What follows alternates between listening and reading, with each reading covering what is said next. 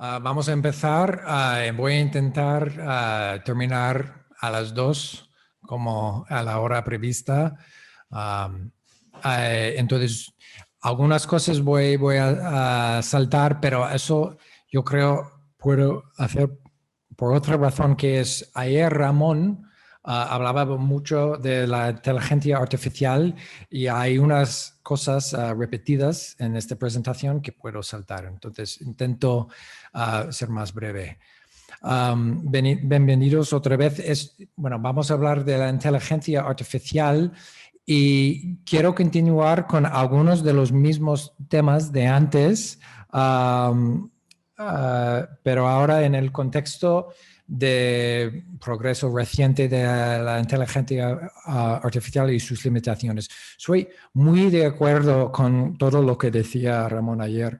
Entonces, en muchos casos no tengo mucho que añadir, pero igual puedo destacar otras cosas.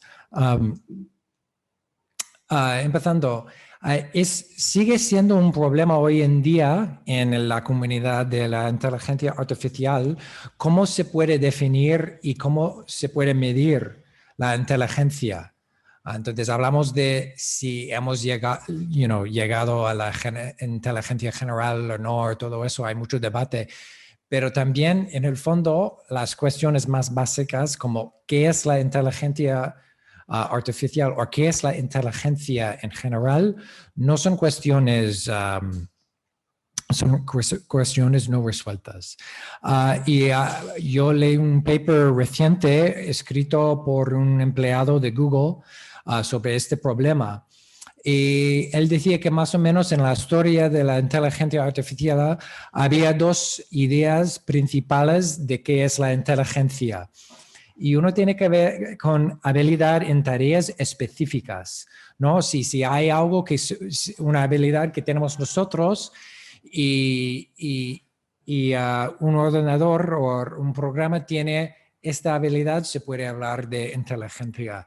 Y eso se ve en muchos programas como Deep Blue y otros que pueden, de hecho, hoy en día superar la habilidad de seres humanos, pues en ajedrez y todo eso. Pero muchos dicen que el problema con este tipo de inteligencia es que no es nada general. Deep Blue no puede jugar Go, yo creo, y AlphaGo no puede jugar ajedrez, ¿no? Entonces no hay intercambio de habilidades, mientras normalmente con personas inteligentes, si alguien es un maestro, gran maestro de ajedrez, probablemente juega muy bien las damas, ¿no? O algo. Sabe cómo hacerlo, pero igual Deep Blue, no.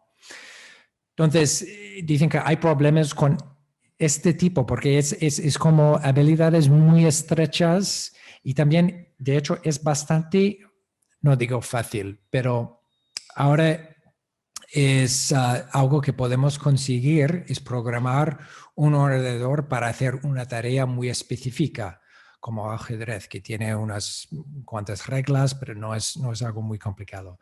La otra idea es la capacidad general, ¿no?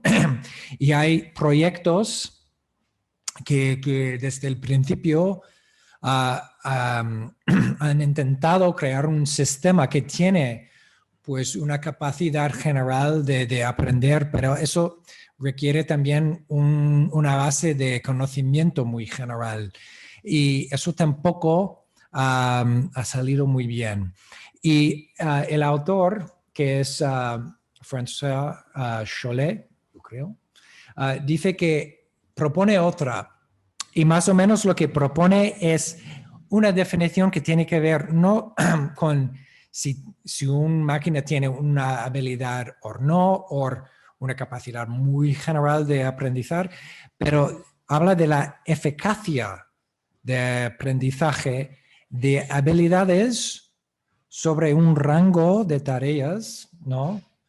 Y al respecto de lo que ya pues sabe el sistema y el tiempo que requiere para aprender, ¿no? Y su capacidad o la dificultad de generalizar sobre este conocimiento. Y eso Eso es un intento de matizar las definiciones de inteligencia que son más o menos aceptadas. Y no está mal, pero lo que quiero indicar que es todavía es una definición de inteligencia muy enfocada en hacer una tarea, hacer algo, ¿no? Ejecutar una función. Y en este caso es adquisición, ¿no?, de una habilidad, pero no habla de otras cosas como entendimiento, ¿no? Y también algo que es, en algunos casos es sutil, pero una vez se da cuenta, yo creo que es muy importante. Eso tiene que ver con la barrera de significado.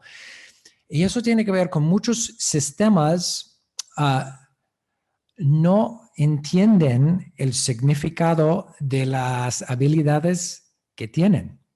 Entonces, aunque es un poco raro ponerlo así, se puede decir Deep Blue, que es el campeón del mundo de ajedrez. Pero ¿entiende ajedrez?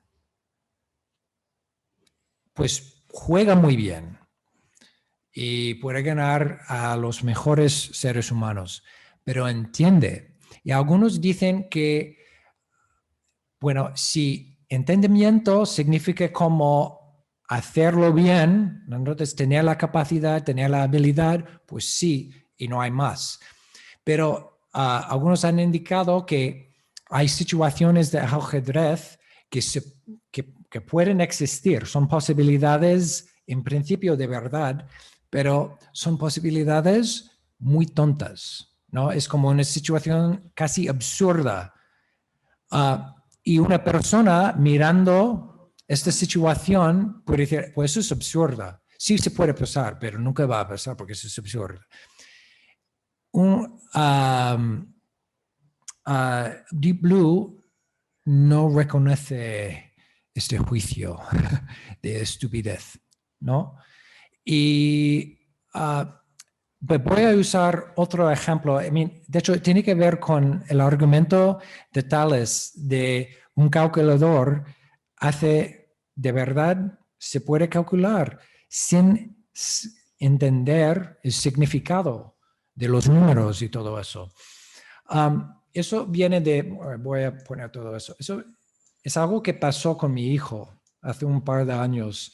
Y estaba, yo creo, en cuarto de primaria, estaba estudiando cómo multiplicar con decimales. Y tenía un examen, igual el mismo día. Y en el desayuno estaba un poco nervioso y me preguntó, dice, papá, es que no recuerdo exactamente cómo lo hago, porque lo que había aprendido fue un algoritmo eso es como multiplicar de hecho, se puede decir, es multiplicar con potencias de 10, pero ellos no hablaban de eso, pero con decimales, y más o menos lo que tienen que hacer, según este algoritmo, que es muy común en la matemática, porque las personas, no solo los ordenadores, usamos algoritmos. Es un proceso de pasos discretos. Entonces, si multiplicas por como 0,1, pues tienes que mover la coma 2 pasos, ¿no? Hacia la izquierda, ¿no? Y luego sale, pues, el número correcto, ¿no? En este otro caso es casi igual, pero la coma se mueve hacia la derecha, ¿no? Y lo que no podía recordar mi hijo fue en qué dirección tiene que mover la coma. ¿Es por la izquierda o es por la derecha? Y bueno, se puede decir que es una estupidez, pero así había aprendido a hacer la multiplicación siguiendo un algoritmo. Y así es el conocimiento de los calculadores, los ordenadores. Les da igual si es por la izquierda o la derecha. Tú tienes que decirles, ¿no?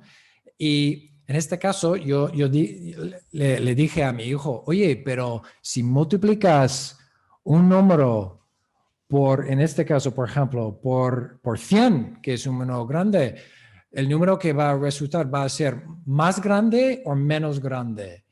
Y dice, oh, ya, más grande, claro. Así. Y vio claramente que es absurdo intentar memorizar el algoritmo si va por la izquierda, va por la derecha, porque no hay que memorizar eso, porque se ve claramente en qué dirección la coma tiene que moverse, ¿no? Se ve así, ¿no? Y este significa que es entendimiento. Y yo diría que es un entendimiento que va más allá de todos los ordenadores del mundo. Que, no, es absurdo, no, es que tiene que ser así, no. Y es parte de la matemática. De hecho, uno de los grandes físicos del mundo, Roger Penrose, dice que cada paso en un proceso consciente de matemática tiene uno de esos, sí, es así. Ok, siguiente paso. Sí, es así. Cuando se ve que las cosas encajan como deben encajar, ¿no? O no, ¿no? Eso se ve o no se ve. En inglés tiene que ver con lo que tuvo mi hijo, es lo que se llama un momento de ajá, o de eureka, ¿no? Así es. Y eso es una manera de hablar de la barrera de significado. Hay otro ejemplo de este problema mucho más famoso que viene del filósofo John Searle, que es la habitación china, donde hay una persona dentro de una habitación que no sabe chino, ¿no? Pero tiene dentro de la habitación con la persona es un programa que sí sabe chino, que este programa no existe, pero es una premisa de esta situación, que el programa es como una lista de instrucciones y también, bueno, la lista de instrucciones son libros, volúmenes, ¿no? Es una estantería entera, es el programa. Pero dentro de este programa hay conocimiento de chino que permite responder a cualquier frase en chino con otra frase en chino que tiene sentido. Entonces es un programa que puede tener una conversación. La persona recibe por una puerta pues una frase en chino que no entiende nada, entonces va a un libro y busca las instrucciones y dice, bueno, voy a poner este. Entonces, y pasa la respuesta fuera de la habitación y aunque no tiene ningún entendimiento de lo que está haciendo. Eso es otro ejemplo.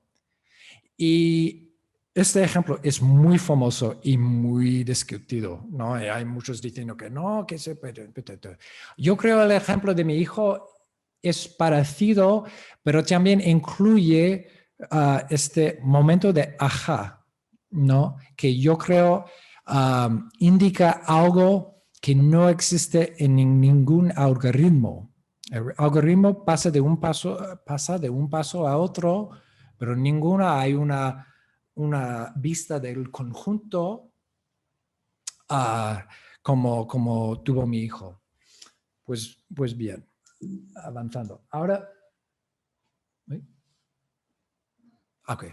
Ahora vamos a hablar del tema de ayer, entonces voy un poco más rápido. Deep Learning, aprendizaje profundo. Dijo ayer Ramón que las capas escondidas que va por el dentro, es por eso que se llama profunda, no porque es muy sofisticado, ¿no? Profunda significa la profundidad de una red es el número de capas escondidas, ¿no? Y de hecho yo diría más que profunda, es impenetrable, porque la más profundidad que tiene una red, menos podemos saber cómo funciona la red. Y eso fue algo que explicó muy bien Ramón ayer, entonces voy un poco más rápido. Cada red que identifica imágenes necesita un conjunto de entrenamiento, es un training set. Y hoy en día, pues, habla mucho, y habló ayer Ramón, de la capacidad de unas redes de identificar imágenes de coches y perros. Pero antes de llegar a esta capacidad, tiene que pasar por un proceso largo de entrenamiento. Y un requisito es un training set. ¿Y qué es un training set? Es ImageNet hoy en día, que es miles, igual millones, no sé cuántos, pero imágenes que todas ya tienen etiqueta puesta.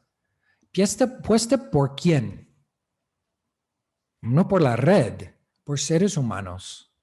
Entonces, cada red, ImageNet, entonces cada imagen que ya es etiquetada, ¿no?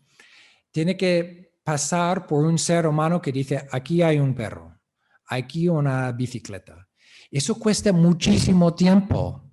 De hecho, al principio, cuando querían producir ImageNet para entrenar las redes en los laboratorios, calculaban que les iba a tardar más de 90 años en hacer este trabajo. 90 años para hacer el training set. Entonces, ¿qué hacían? Porque eso pasó hace poco, no hace 90 años. Hay una cosa en Amazon, se llama Mechanical Turk, ¿no? Y permite emplear a muchas personas a la vez para tareas pequeñas, poco dinero.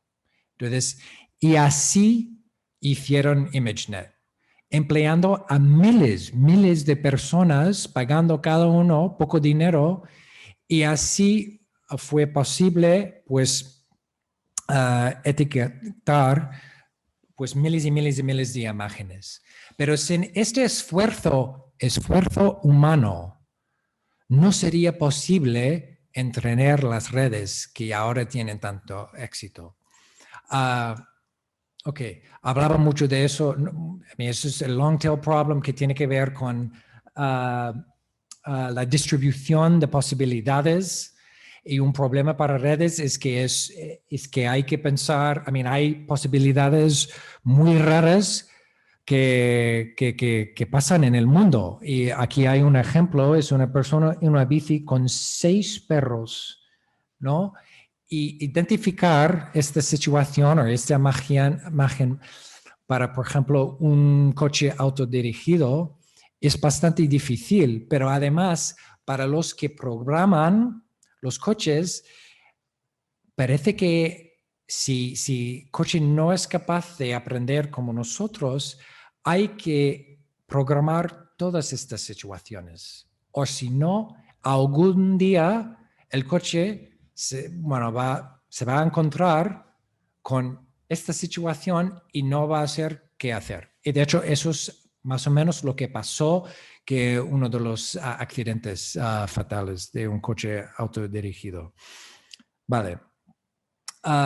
Eso es un ejemplo, yo creo, que indica muy bien. Viene del libro de Melanie Mitchell y viene del trabajo de uno de sus alumnos. Y yo creo que indica muy bien la impenetrabilidad de las redes profundas. Es decir, que no sabemos de verdad lo que pueden hacer y lo que no pueden hacer y cómo funciona. Es como no sabemos lo que saben de verdad. Entonces, el objetivo de este alumno fue programar una red para distinguir entre fotos que tienen animales y fotos que no tienen animales. Y después de un training set, ¿no? Un conjunto de entrenamiento, lo hacía muy bien. Lo hacía muy bien, ¿no? Con mucha frecuencia o porcentaje de éxito o lo que sea. Pero luego, usando otros ejemplos, descubrió el alumno que lo que de verdad sabía hacer no fue distinguir entre fotos con animales y fotos que no tienen animales, sino lo siguiente, imágenes que tienen un segundo plano borroso. ¿Por qué?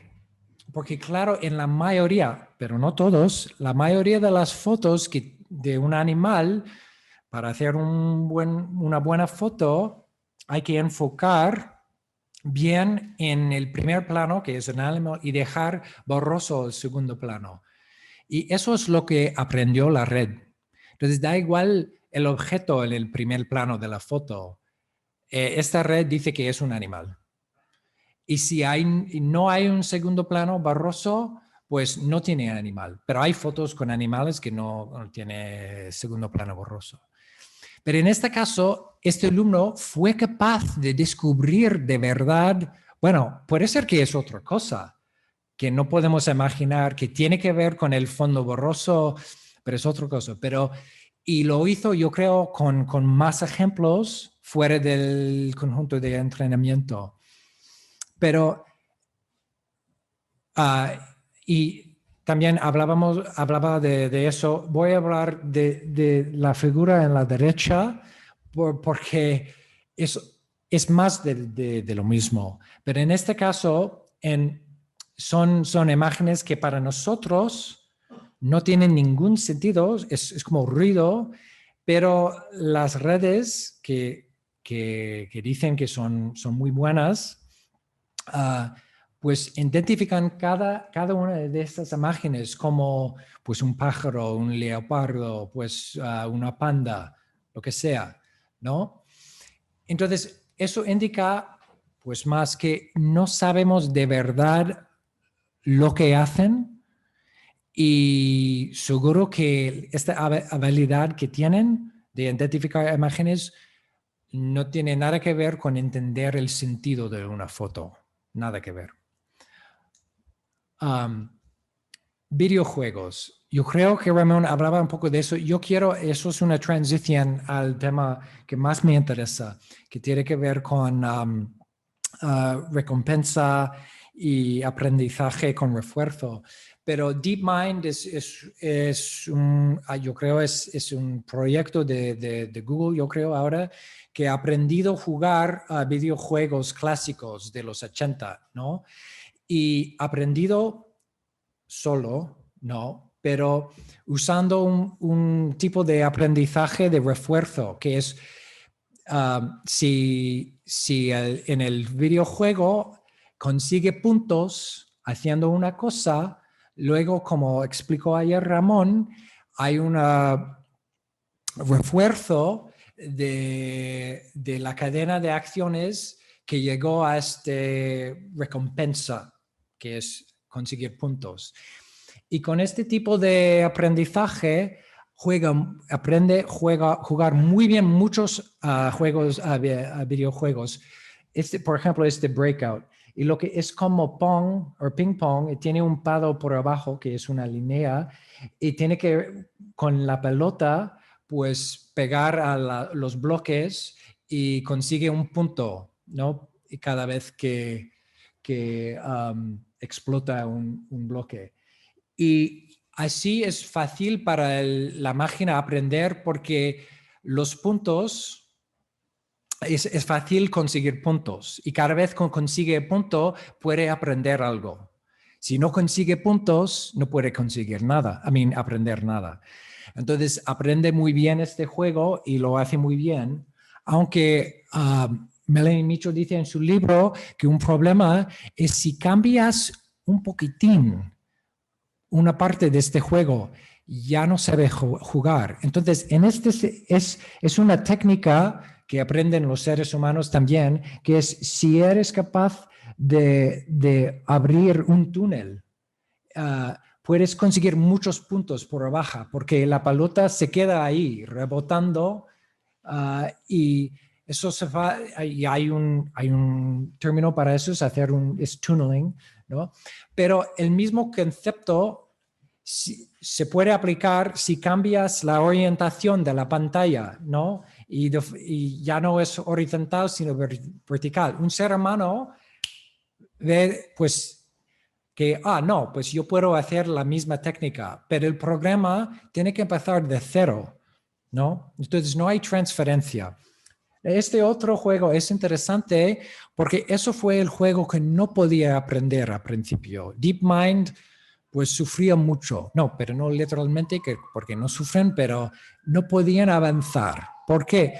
Porque es muy difícil conseguir ni un punto con este juego. No es que tiene más dificultad, pero la manera de jugar es otra, porque tienes que explorar un laberinto, ¿no? Y muchas partes del laberinto, si equivocas, te mueres, ¿no? O algo así. Entonces, ellos, bueno, en otro libro, tienen un nombre para este problema. Es un problem of sparse rewards, que es recompensas escasas o escasas, eso es, gracias.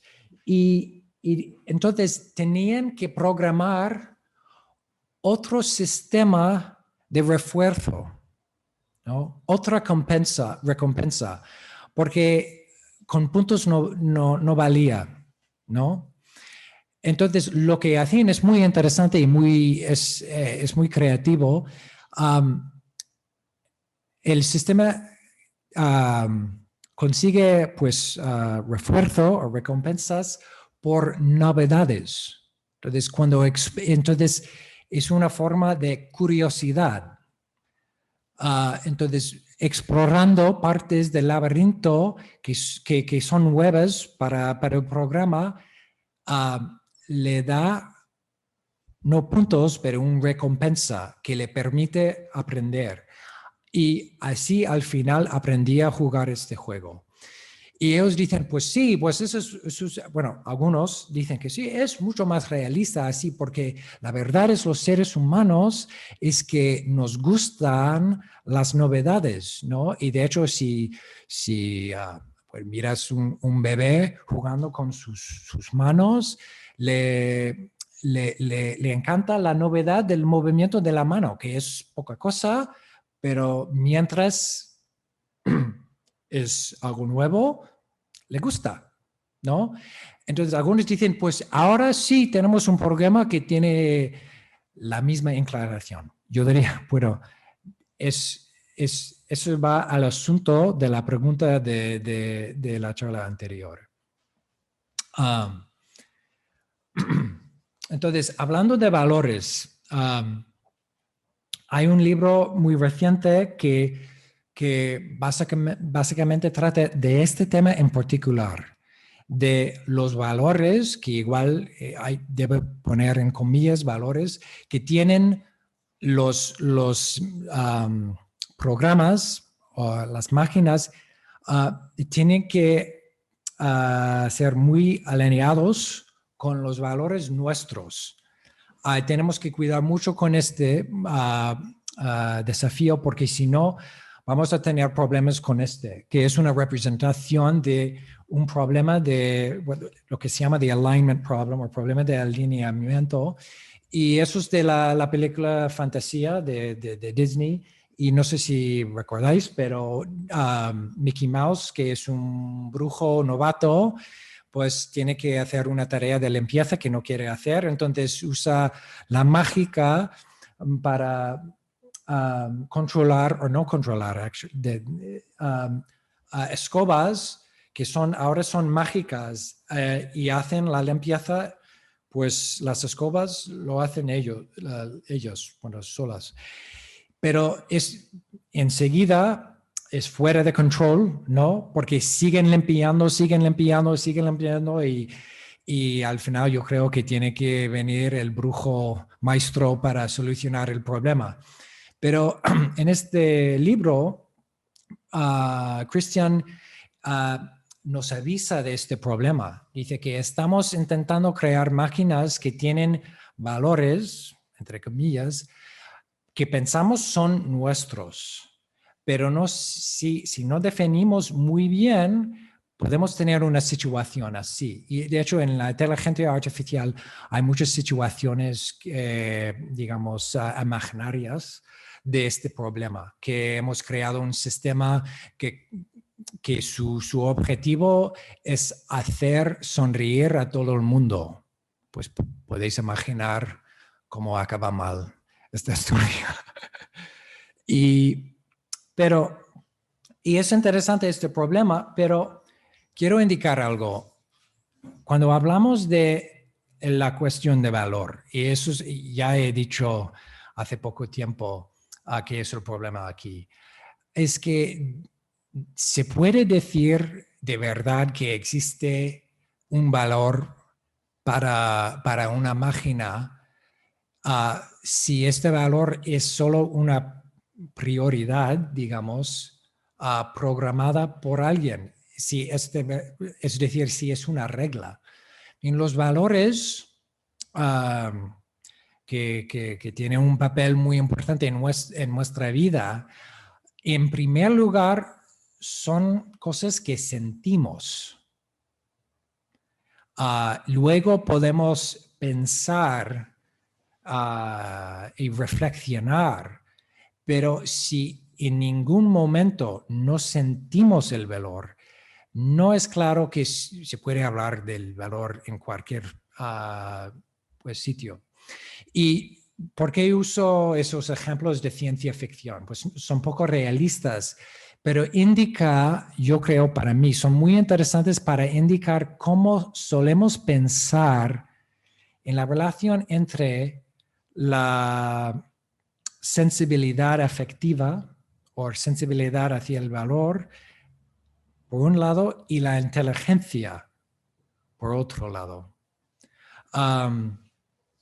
En el caso, no voy a hablar de Schwarzenegger y el Terminator, pero voy a hablar más de este otro. Yo no sé si es una figura conocida aquí, pero viene de una serie de Star Trek, la segunda generación. Es un robot, es un ser artificial y eso sería, pues, yo creo que salió en los 90. Y la premisa de la serie es que es súper inteligente, ¿no? Es una inteligencia artificial. Muy interesante es que los autores de la serie, por lo menos al principio, dejaron suelta la cuestión de si tiene conciencia. De hecho, hay un episodio famoso cuando tienen que resolver esta cuestión, porque si no tiene conciencia, pues van a usar como si fuera un producto, ¿no? Es una cuestión ética, o por lo menos es como formulan la cuestión ética del uso de este robot. Si tiene conciencia, pues hay que tratarle como una persona. Si no, es un producto y podemos hacer lo que queremos, ¿no? Pero hay otra cuestión que no dejan, que dejan muy clara, que este es súper inteligente, pero no tiene placer ni dolor, ni ninguna emoción. No sabe qué es placer. Y de hecho es parte de serie, es su intento de entender a sus compañeros en la nave espacial, ¿no? Que son seres humanos y extraterrestres, y todos tienen emociones y placer y dolor, y él no. Y quiere entender eso. Entonces, lo que quiero indicar con este ejemplo y es uno de muchos ejemplos, porque la ciencia ficción yo diría, es llena de este tipo de ser inteligente. Es un ser muy inteligente, pero totalmente sin placer, dolor, gusto, emoción, ninguna sensibilidad hacia el valor. Y nuestro concepto de inteligencia más o menos es así. Eso es, para mucha gente es así. Entonces, y de hecho en la serie hay un momento cuando llega un chip que le permite tener placer y dolor. Y al final no lo usa, pero eso deja muy claro la separación de la emoción y la inteligencia, por lo menos en el contexto de la serie. Pero yo creo que por lo que he leído, hay muy pocos que cuestionan esta separación. pero yo diría que es claro. Para terminar, yo quiero indicar, ese es otro ejemplo, se llaman los problemas de Bongard Problems, y tiene que ver con abstracción y analogía. Por eso es lo que dicen, es que los seres humanos somos muy capaces de saber qué es el patrón. Entonces hay un problema por la izquierda, hay otro para la derecha. Y se ve claramente por la izquierda que la solución es, por un lado, tenemos formas, no conoce convexas. Y por el otro lado, concavas. Y por un lado tenemos formas verticales y por el otro lado horizontales. Y es muy fácil. Y yo diría, bueno, ¿y por qué es importante? Es muy difícil programar una red que puede hacer esta tarea. Están haciéndolo, están progresando, avanzando, pero necesitan mucho tiempo con conjuntos de entrenamiento, training sets y todo eso. Usan un algoritmo para hacer la tarea, buscar. Y para nosotros es otro ejemplo de nuestra capacidad de entender cosas así. Pero es un poco más de eso. Cuando vemos algo así, que se ve que hay un conjunto, es así o no es así, estamos yendo de una manera y podemos cambiar. Entonces, cuando miramos a esos puzzles y sabemos que tenemos que buscar una característica que las figuras tienen en común, que explica el patrón, podemos cambiar entre pues varias maneras de mirar al mismo objeto. Entonces, y eso es como, yo diría, es como poner en el primer plano algunas características y dejar en el segundo plano otras características. Y podemos cambiar así. Vamos a prestar atención el primer ejemplo tiene que ser con figuras rellenadas, no. Pero podemos prestar atención a esta característica un momento y decir, no, pero eso no explica. Entonces pasamos a otra manera de ver a la misma cosa. Y tenemos esta capacidad.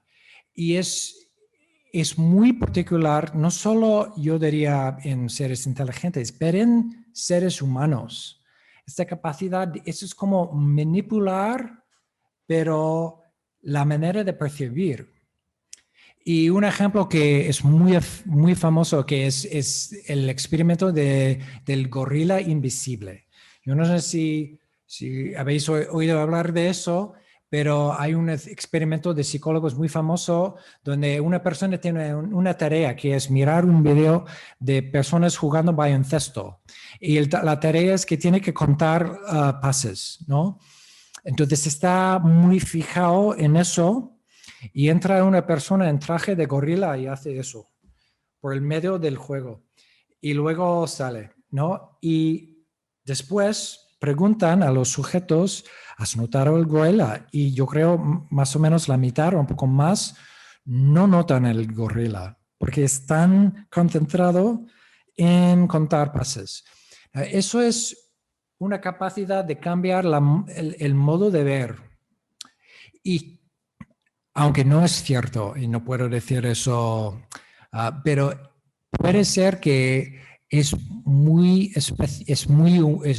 algo muy de los seres humanos, que podemos ignorar ciertas cosas porque estamos prestando atención a una situación. ¿Y qué es una situación? Una situación no es lo que tenemos enfrente, es una manera de ver lo que tenemos enfrente. Y podemos empujar hacia el fondo algunas cosas y concentrar en solo unas características de lo que tenemos enfrente de manera muy flexible. Así podemos hacerlo. Y eso es cambiar de una manera de ver un conjunto de otro. Y eso es lo que estamos haciendo. No hay algoritmo aquí. Estamos cambiando la forma de ver a la vez, ¿no? Y vemos el patrón o no vemos, ¿no? Así. Y tiene mucho que ver con la conciencia. Entonces voy a acabar con este ejemplo. Gracias por la paciencia y todo eso.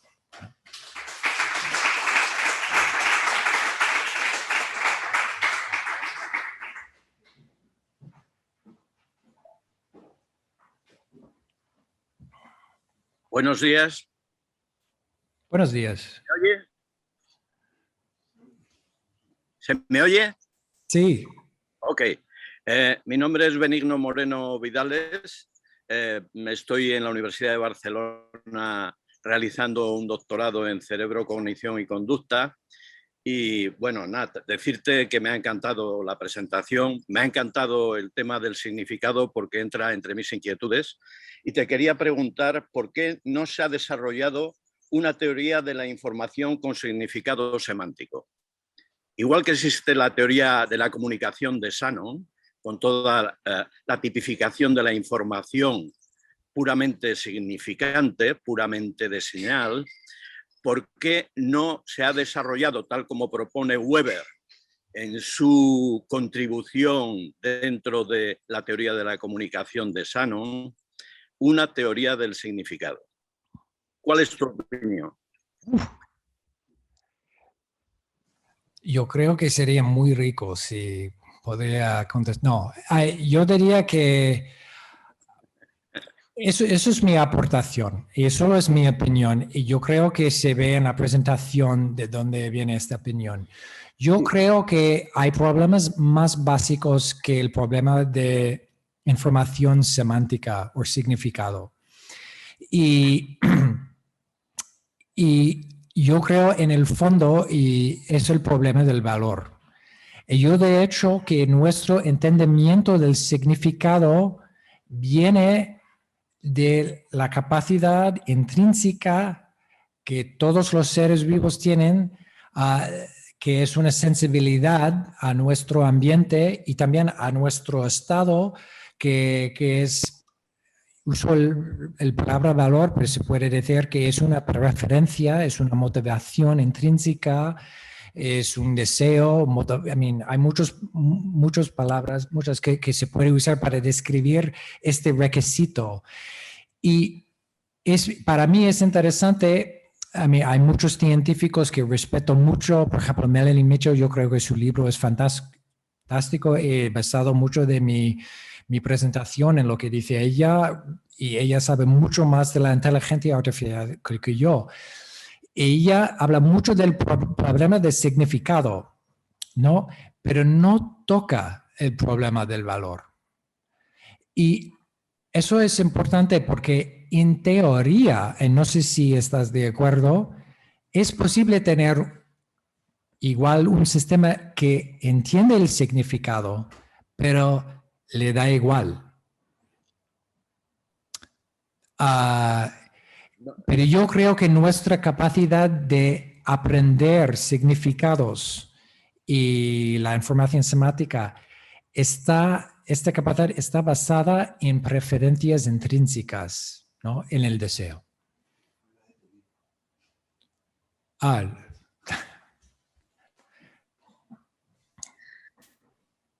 Hola, buenas. Yo soy Esperanza.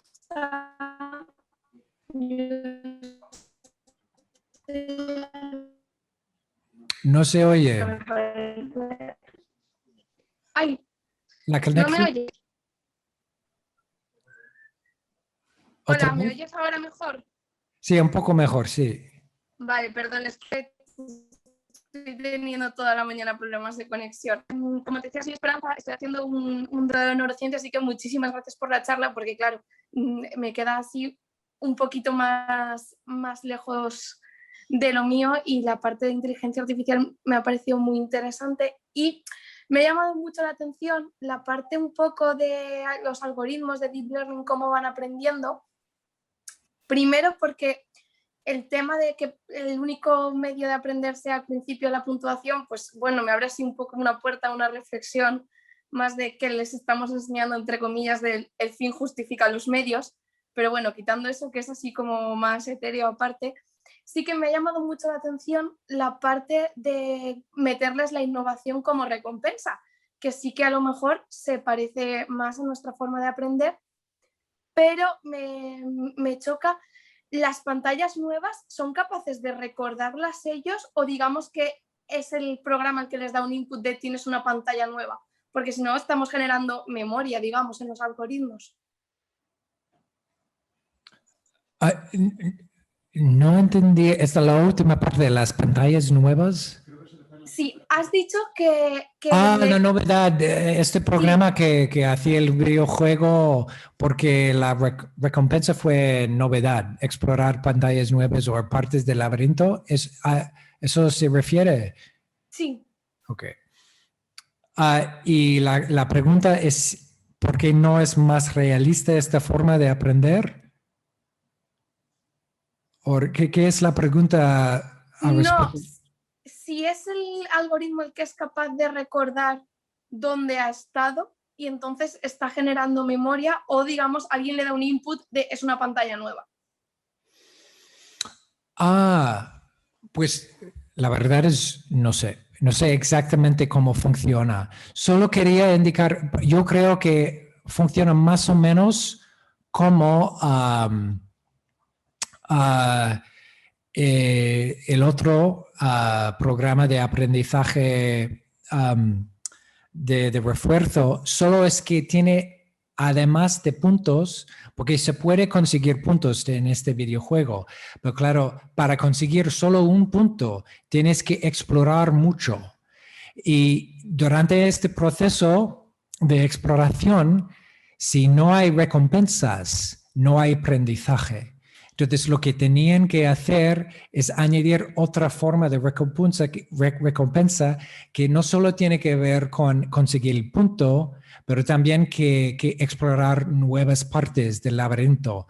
Y claro, si a través de la exploración llega al objetivo y gana un punto, pues aprende mucho más cómo ha llegado a este objetivo. Entonces, pero es decir que ganaba puntos, digamos, más pequeños solo para explorar y así fue capaz de aprender. No sé si eso es una respuesta a la pregunta, pero eso es como entiendo yo el ejemplo. Gracias. Una pregunta o si no, sí. Hola, una pregunta desde la ignorancia y quizás este no sea la mesa para hacerla, pero me ha quedado una conclusión y es que las redes profundas están fuera de la capacidad de entendimiento humano, porque no somos capaces, son esa caja negra que no somos capaces de descifrar y me pregunto si no lo seremos nunca, ¿no? Porque una cosa que tienen estas máquinas es que tienen una capacidad de procesamiento y de memoria muy superior a la humana. Así que nunca vamos a ser capaces de controlar eso, ¿no?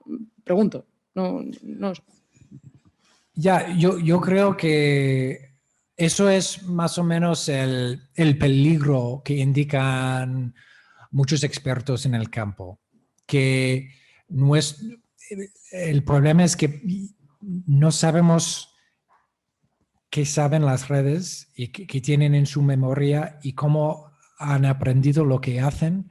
Entonces, no sabemos lo que no saben. Entonces, va a llegar un momento como este ejemplo de la mujer en bicicleta con 6 perros, cuando se ocurre algo que nunca ha pasado y este programa va a hacer un error igual muy importante. Y es solo en este momento que vamos a descubrir que de verdad no sabe lo que tiene que saber. Y yo sé que sí es un problema de control, pero también sí es un problema ético, porque no se puede garantizar lo que puede hacer un producto y lo que no puede hacer si no sabes cómo el producto funciona. Es que es imposible. Genial, pues muchísimas gracias, Nat. Lo vamos a dejar hoy ya aquí. Simplemente la gente que nos sigue desde casa, que sepan 2 avisos. 1, que mandaremos de nuevo un email con las claves y un código de acceso. 2, que como habéis podido ver, hay hueco en este aula física, por lo cual si algunos os animáis a venir a la sede de la Fundación en Madrid, os recibiremos encantados. Y nada, que muchísimas gracias a los que estáis aquí, a los que están en casa y sobre todo a Nat. Y nos vemos la semana que viene. Gracias.